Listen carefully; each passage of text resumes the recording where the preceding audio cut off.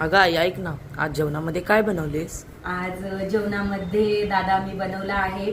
चला तर मग मंडळी तुम्हाला पण दाखवते मी आज जेवणामध्ये काय बनवलं आहे. हे बघा, इथे अशी मिक्स व्हेज भाजी आहे, हो. इथे डाळ आहे आणि इथे चपाती आहे, हो. इथे लोणचं आहे आणि आपला साधा भात आहे आज. आणि हे बघा असं घरचं ताक आहे बनवलेलं. हो. तर अशा पद्धतीचं आहे आजचं आपलं जेवण. आवडलं दादा तुला?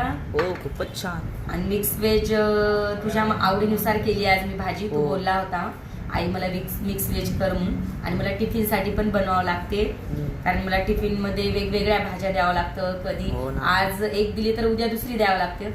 असं कम्प्लीट मला 6 दिवस टिफिन द्यावा लागतो. अरे बाप. फक्त रविवारी मला टिफिनला सुट्टी राहते.